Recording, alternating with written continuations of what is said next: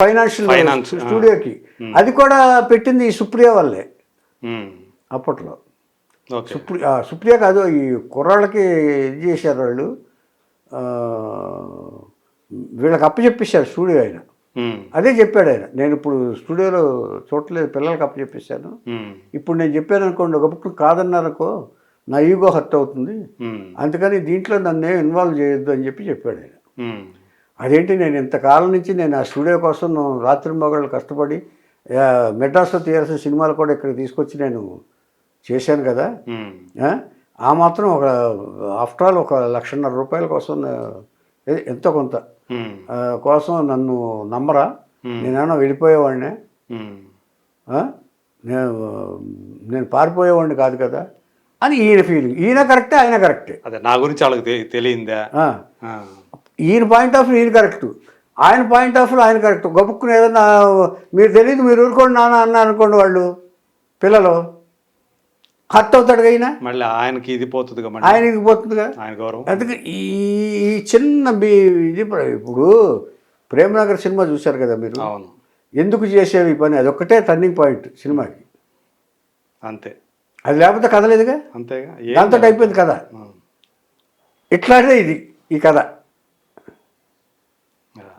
ఇది ఈ పక్కన ఉండే వ్యక్తులు దాన్ని ఎగదోసి డెఫినెట్గా అందులో సందేహం లేదు, ఎవరైనా సరే. కానీ ఈ విషయం మీతో కానీ ఎవరితో చెప్పుకొని బాధపడుతూ ఉండేవాళ్ళ గురువు? లేదు, అలా ఎప్పుడు ఆ లీకేజ్ ఇచ్చేవాళ్ళు కాదు. అది అలా బయట డిస్కస్ చేస్తేనండి చీప్ అయిపోతాడండి.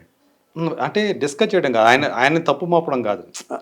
ఆసరా గారి నుంచి దూరం అయిపోయానే, నేను అంత క్లోజ్గా ఉండేవాళ్ళం, అలాంటిది కాదండి. కలిస్తే బాగుంటుంది. ఆయన నా అభిమానాన్ని ఎప్పుడు చెప్తూ ఉంటారు కదా, ఆయన పరోక్షంగా కూడా నాగేశ్వరరావు గారు ఏమన్నారు అని అంటూ ఉండేవాడు. ఆయన చనిపోయినప్పుడు, ఆసరా గారు చనిపోయినప్పుడు వెళ్ళారు. అదే అన్నపూర్ణ స్టూడియోకి వెళ్ళారుగా, విజువల్గా కూడా ఉంది కదా. అవును అవును, నాగార్జున కూడా వెళ్ళి పలకరించాడు. అదే ఎలా ఊరుకుంటారండి, అది సంస్కారం కాదు కదా. ఇంకా ఆయన రాల, పద్మగారు పోయినప్పుడు నాగేశ్వరరావు రాలేదు, నాగేశ్వరరావు రాల, అంటే వాళ్ళు వచ్చారు, పిల్లలు వచ్చారు, ఆయన భీష్మించి కూర్చున్నారు అంతే, పిల్లలు వచ్చారు. అంటే ఆయన అనుమతి లేకుండా ఎలా వస్తారులేండి, ఆయన వెళ్ళమండి అంటే నేను వెళ్ళటాను మొహం చల్లదు కదండి వాళ్ళకి. ఇప్పుడు అంత బతికిన తర్వాత వాళ్ళకి. కానీ అలాంటి నా ఉద్దేశం ఈ సున్నితమైన అభిప్రాయమే. ఎంచేతంటే మనుషులు నాగేశ్వరరావు దిగిపోయాడు, ఇన్ని సంవత్సరాల ఇదుండి నాగేశ్వరరావు దాసనారాయణరావుకి దిగిపోయాడు అని అనుకుంటారేమో ఆయన. అది మిగతా విషయాలు ఓకే, ఈయన అనుకోవడానికి అవకాశం లేదు. పద్మ గారు కూడా నాగేశ్వరరావు గారికి చాలా సన్నిహితమైన వ్యక్తే కదా, చాలా ఒక చెల్లెల్లాను ఇంకోలాను ఉండే వ్యక్తే కదా. ఆమె పోయినప్పుడు కూడా రాకుండా ఉండటం అనేది దానికి ఫీల్ అయ్యారు గురుగారు ఫీల్ అయ్యారు. అదే తర్వాత ఆయన చాలాసార్లు ఆయన కూడా చెప్పుకున్నారు, ఆయనకి ఇంకొకటి ఏంటంటే బాగా లోటు, తన తర్వాత తనకు తగ్గ వారసుడు సినిమా రాలేకపోయారే అని చెప్పి. అది ఎప్పుడు పిల్లల గురించి ఎప్పుడు చెప్పాడు కానీ, స్టేజ్ మీద చెప్పాడుగా, అదే నేను తండ్రిగా ఫెయిల్, దర్శకుడిగా సూపర్ హిట్, తండ్రిగా ఫెయిల్ అని ఆయనే చెప్పాడు. అదే ఇది ఓపెన్ సీక్రెట్. ఇప్పటికి ఎలా ఉన్నారు వాళ్ళ పిల్లలు, ఎలా ఉన్నారండి ఇప్పుడు? అస్సలు మీరు మాట్లాడద్దు, ఎవరైనా ఈ పిల్లల గురించి తృప్తి పడేంత ఇది, ఆయన స్వర్గలోకంలో కూడా తృప్తి పడేంత ఇదిలో వాళ్ళు లేరు.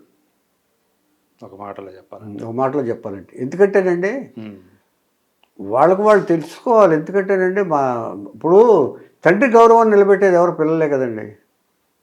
అంత ఆలోచించేంత శక్తి వాళ్ళకి కలిగించలేదు భగవంతుడు, మరి ఎందుకో తెలియదు. అప్పుడు గొడవలు అవటం తెలిసిందే కదా. పబ్లిక్ తెలిసింది ఇవన్నీ. ఏం చేద్దంటే వాళ్ళు ఆలోచించుకోవాలి. అవును, దాసరి గారు అలా చనిపోయినప్పుడు కూడా అది కూడా మనకు తెలుసు, ఆయన లైపోసెక్షన్ చేయించుకున్నారు, దాని ఎఫెక్ట్ వల్లే అవును ఇదయ్యారు కదా. లేకపోతే అదే దాని గురించి ఏం చెప్తారు? అసలు చాలా పొరపాటు అండి ఆయన చేసింది. ఎందుకంటే అంటే మీరు పుస్తకంలో కూడా దాని గురించి రాశాం మొత్తం డీటెయిల్గా రాశాను. ఆయన చేయించుకోవాలనుకున్నప్పుడు అందరూ చెప్పి, ఏమంటే మీకు ఇంత పర్సనాలిటీ ఉండాలి, మీరు ఇప్పుడు ఏం యాక్టివ్గా పనిచేయాలా ఏంటి, ఊరికే ఏమైనా ఈ డ్యాన్సులు చేయాలా, ఇచ్చేయాలా, ఇలాగే ఈ పర్సనాలిటీతోనే మీరు ఇంతకాలం చేశారు కదా, సినిమాల్లో మీరు ఎక్కడికి వెళ్ళి సినిమాలే కాదు ఫంక్షన్కి వెళ్ళినా కూడా ఆయన అలా వస్తుంటే లైన్ లాగా ఒక గైటీ ఉంది కదా, సింహంలాగా మీరు మిమ్మల్ని ట్రీట్ చేస్తారు కదా అందరూ. మిమ్మల్ని ఎవరు మీ పర్సనాలిటీ గురించి ఎవరినప్పుడు ఎవరిన విమర్శిస్తున్నారు అందరూ చెప్పాం. అప్పుడు ఏదో సినిమా కోసం యాక్ట్ చేయడం కోసమే చేయించుకున్నారని కాదు, సినిమా కోసం కాదు, ఇంకా ఇంకా సినిమాలు చేయాలని, ఇంకా యాక్టివ్గా ఉండాలని ఆయన. ఓకే. అంటే ఒకటి తిండి కూడా తినేవాడు కదండి ఆయన ఎక్కువ. ముందు తిన్నారు కానండి, బిగినింగ్ డేస్లో ఏజ్లో పడి ఒక 60 దాటిన తర్వాత ఆయన తిండి కూడా తగ్గించేశాడు. ఆయన తిండి కూడా తగ్గించేశాడు. అందరికీ పెడతారు, రోజు 10 మంది భోజనాలు టేబుల్ మీద ఉండాలి, ఆయన కూడా ఉండి తినాలి. ఇప్పుడు మీరు వచ్చారనుకోండి, యజ్ఞమూర్తిరా భోంచే అంటారు ఆయన. అట్లాగా అది కూడా కాదు, ఆయనకి ఎందుకు స్ట్రాంగ్గా పడిపోయింది, ఏదో వెయిట్గా ఉన్నాను ఇదిగా ఉన్నాను అని స్ట్రాంగ్ ఫీలింగ్ పడిపోయింది బాగా. బాగా ఇక్కడ ఇది పెరగటం, ఇది ఏదో అనీజినెస్ ఫీల్ అయ్యాడు. అంటే మనకు తెలియని ఉంటాయి కదా, అది పర్సనల్ అనీజినెస్ ఏదో ఫీల్ అయ్యాడు. ఆ టైంలో మీరు వెళ్ళేవాళ్ళ ఆయన దగ్గరికి? వెళ్ళాం. అనీజినెస్ ఫీల్ అయ్యారు. ఫీల్ అయితే అందుకనే నేను నంది అవార్డు కమిటీలో ఉన్నప్పుడు ఆయన సీరియల్స్కి కానీ దీనికి కానీ 9 అవార్డులు ఎంతో ఇచ్చాం. ఏది పరిశ్రమ పరమేశ్వర్నికి నందితో ఇదే అవార్డులు అని చెప్పి ఇచ్చాను నేను. మేమందరం కలిసి అప్పుడు నంది అవార్డులో ఉన్నా నేను. ఓకే. అది అలాగా ఆయన సడన్గా వెళ్ళిపోతారండి. ఆయన విన్నట్టు ఉంటారు, వద్దండి అంటే ఓకే మానేద్దాం అనుకుంటారు. సడన్గా చూస్తే హాస్పిటల్లో ఉంటారు ఆయన. హాస్పిటల్లో ఉండు తర్వాత బెలూన్లు వేయించుకోవడం తప్పండి. ఆ బెలూను అన్నవాహిక దగ్గర బెలూన్ వేస్తారు. ఆ బెలూన్ వేస్తే ఏంటంటే తిండి తక్కువ తింటారు. ఓకే. తిండిని తినకుండా అబ్జెక్ట్ చేస్తుంది అది. సో దానివల్ల 6 monthsకి ఒకసారి మార్చాలి బెలూన్లో. 6 monthsకి ఒకసారి బెలూన్ మార్చాలి. ఓకే. ఫస్ట్ బెలూన్ వేశారు, 6 నెలలకు మార్చాలనుకున్నప్పుడు చీఫ్ డాక్టర్ లేడు. ఎవరైతే చేశారో అది ఆయన లేడు, ఫారెన్ లేడు. వచ్చేవరకు ఆగండి అన్నారు. ఈయన ఆగరగా, లేదు అక్కడ వేరే డాక్టర్లు ఉన్నారు కదా, అంతా చేయించేసేయండి, బెలూన్ వేయటమే కదా, ఒకసారి వేసిందే కదా అని అన్నారు. వేశారు వాళ్ళు. సరే వేసిన తర్వాత సార్ స్కాన్ చేసి చూద్దాం సార్ ఎలా అమిరిందో అన్నారు. ఎక్కర్లేదు నాకు తెలుస్తుంది, ఆయన చెప్తాడు, అలాగే చెప్తాడు ఆయన, నాకు తెలుస్తుంది, ఏం పర్వాలేదు, అంతా బాగుంది, అంతా సెట్ అయిపోయింది, ఇంటికి వెళ్ళాలని ఆతత ఆయన. మీరు హాస్పిటల్కి వెళ్ళారు అప్పుడు? 2 సార్లు వెళ్ళాం, కానీ ఎక్కువగా నేను వెళ్ళలేదు. ఏంటంటే అప్పుడు నేను నంది అవార్డులో ఉన్నాను. ఆఫీజీలో ఉన్నారు? ఆఫీజీలో ఉన్నాను. మొత్తానికి ఆయన ఆ పీరియడ్లో అయితే మీరు వెళ్ళారు? వెళ్ళాను, కలుసుకున్నాను. ఇవన్నీ వైర్లతో ఉంటే చేసాం. నేను నంది అవార్డు ఇచ్చింది కూడా ఆ టైంలోనే, ఇంటికి వచ్చినప్పుడు వెళ్ళాను నేను. ఎక్కువగా ఉంది రేలంగేశ్వరరావును వీళ్ళు. సో అలా ఆయనకి రెండోసారి అది అసలు వేసిన తర్వాత ఇప్పుడు అన్నం తిన ఈ బ్యాగ్ ఒకటి పెట్టి అన్నం ఇది మన ఈ ఎక్కడి నుంచి ఇంటికి పంపించారు బర్త్డే కోసం. మే 4 ఇంటికి పంపించారు, నర్సుని వాళ్ళని ఇచ్చి పంపించారు. అప్పటికే సగం అయిపోయాడు ఆయన. మీరు చూసుంటారు ప్రెస్ మీట్లో.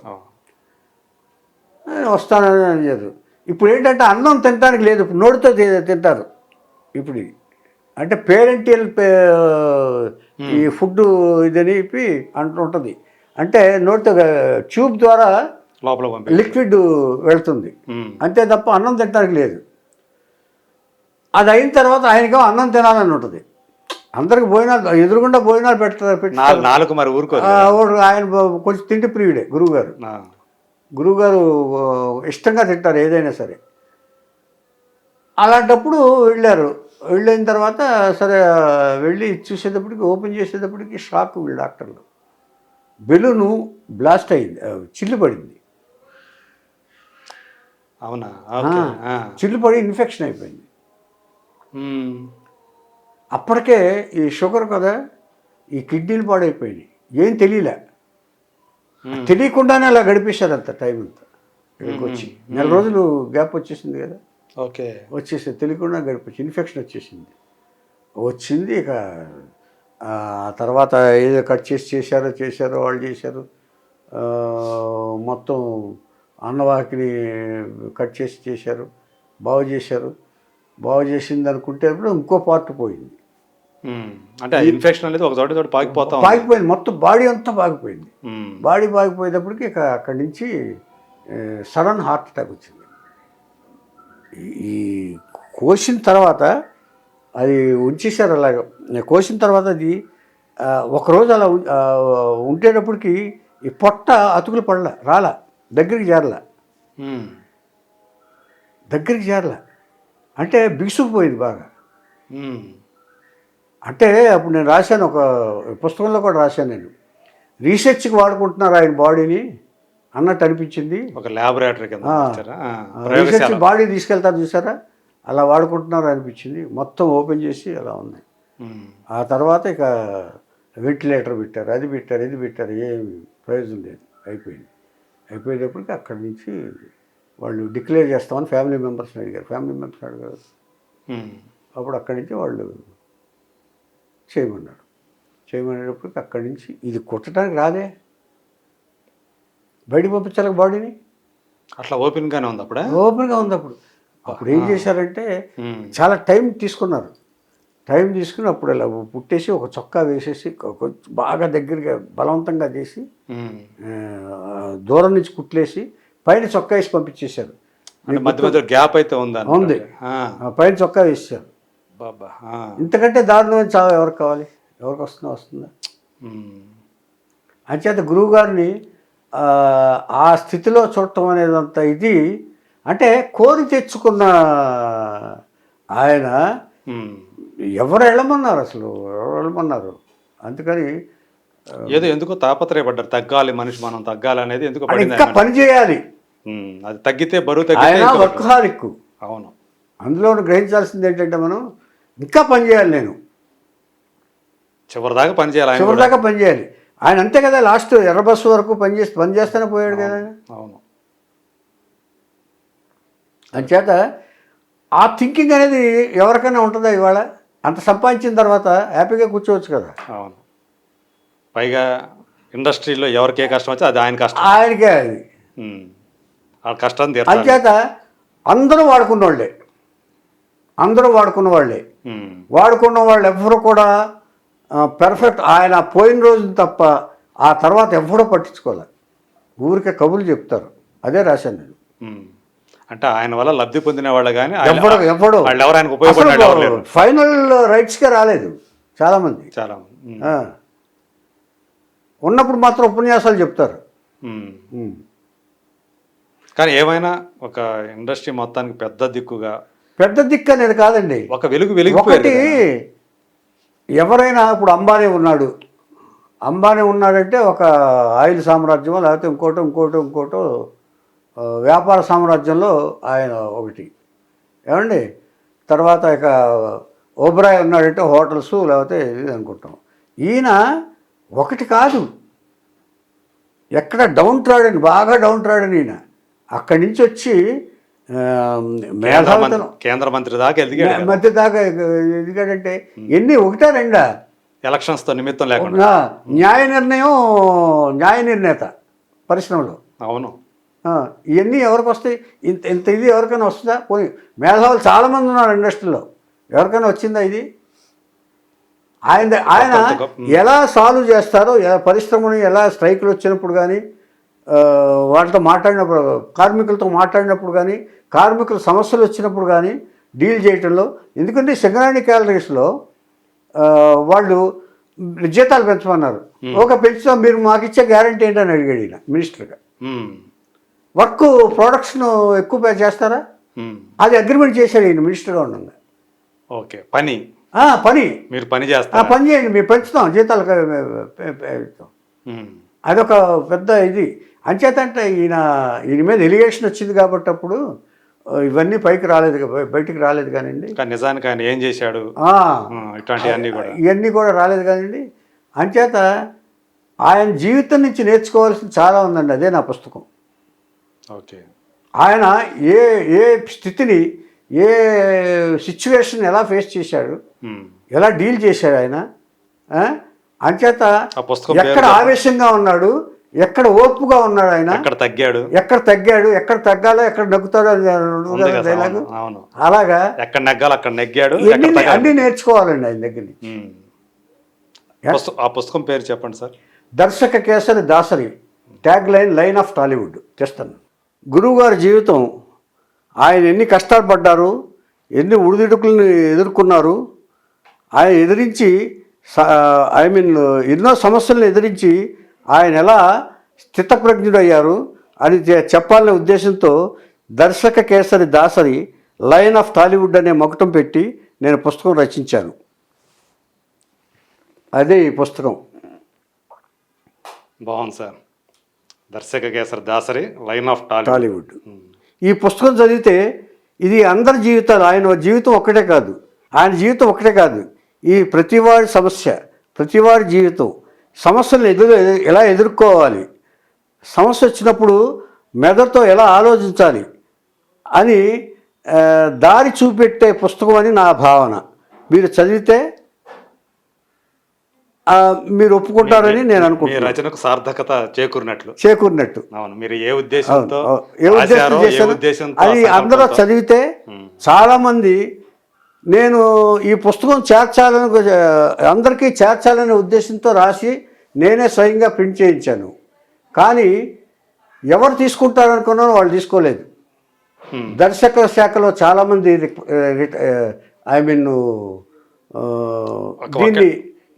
దీనికోసం ఔత్సాహిక దర్శకులు ఎవరు కూడా, వాళ్ళ కోసమే నేను రాశాను, వాళ్ళు ఎవరు కూడా రియాక్ట్ కాలేదు. అవును. బయట వాళ్ళు చాలా మంది వచ్చారు, గురుగారి మీద భక్తితో గౌరవంతో ఉన్నవాళ్ళు. ఏదో దర్శకుల్లో ఒకళ్ళిద్దరు ముగ్గురు తప్ప. నేను ఒక రోజు కాశీ విశ్వనాథ్ పాపం ఆయన ఒక సినిమా ప్రొజెక్షన్ తర్వాత ఎండ్లో నన్ను పరిచయం చేసి, పుస్తకాన్ని పరిచయం చేసి అందరినీ తీసుకోమని చెప్పాడు. నటుడైన దర్శకుడు, నట దర్శకుడు కాశీ విశ్వనాథ్. కానీ ఒక్కళ్ళిద్దరు తప్ప ఎవ్వరూ రియాక్ట్ కాలేదు. నేను అనుకున్నాను అసలు మొత్తం దర్శక శాఖలో మొత్తం చాలా సగం మంది ఈ పుస్తకం కొంటారు, గురువుగారి మీద భక్తితోటి గురువుగారి గురించి తెలుసుకోవాలి, గురువుగారు ఇలా సమస్యలు ఎదుర్కొన్నారు, మనం అలాగే ఎదుర్కొంటాం, ఇన్స్పిరేషన్ ఉంటుంది అని భావించాను. కానీ నా భావన తప్పని రుజువైంది. వాళ్ళకంటే బయట వాళ్ళే ఎక్కువ తీసుకున్నారు. బయట వాళ్ళ జిల్లాల నుంచి, ఇక్కడి నుంచి ముంబై నుంచి ఒకళ్ళు వచ్చారు, ఒకళ్ళు పుస్తకం కావాలని అడిగారు, చెన్నై నుంచి, బళ్ళారి నుంచి, ఇలాగా అన్ని జిల్లాల నుంచి పుస్తకం అడిగారు నన్ను. జర్నలిస్టులు అడిగారు. ఎన్ని కాపీలు వేశారు సార్? 1000 కాపీలు వేశాను. ఓకే. ఎన్ని కాపీల దాకా అమ్ముడై ఉంటాయి ఇప్పటికి? ఇంకా లెక్కలు తెలియదు కానీ అయిన తర్వాత మీకైతే మాత్రం నేను అవి ఉన్నా పర్వాలేదు కానీ గురువుగారికి సంబంధించి నిరాశ ఎదురైంది. చాలా నిరాశ. నేను అంటే నిరాశ అంటే కొంతమంది నాకు తెలిసిన గురువుగారితో ఉన్న ప్రొడ్యూసర్స్ ఆచట గోపీనాథ్, తర్వాత ఈ రామ సత్యనారాయణ, వీళ్ళందరూ 10 పుస్తకాలు తీసుకున్నారు. సుమన్ టీవీ వాళ్ళు 10 పుస్తకాలు తీసుకున్నారు, ఉత్సాహపరచడానికి, నన్ను ఇచ్చేయడానికి, ఎంకరేజ్ చేయడానికి. తర్వాత అంతకంటే మించి కోటేశ్వరరావు అనే ఆర్టిస్ట్ ఉన్నాడు, ఆయన తెలిసే ఉంటుంది మీకు. ఆయన డీసెంట్ వేషాలు వేస్తూ ఉంటారు.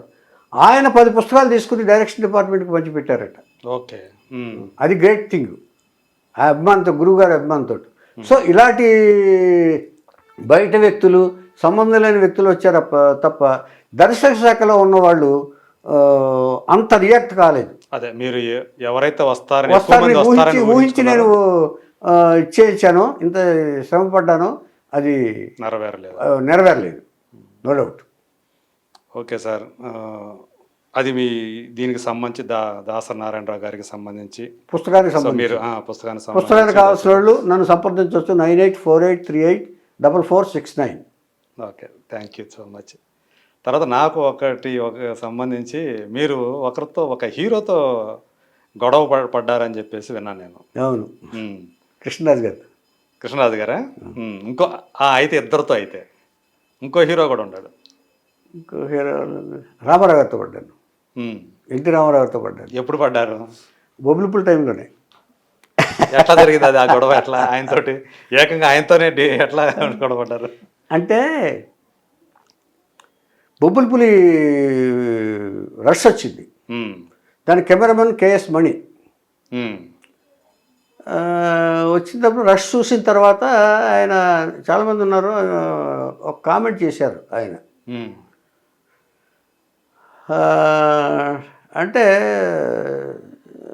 Is the cameraman who has shown my shrunken eyes అన్నాడు మణిగారి. మణిగారు.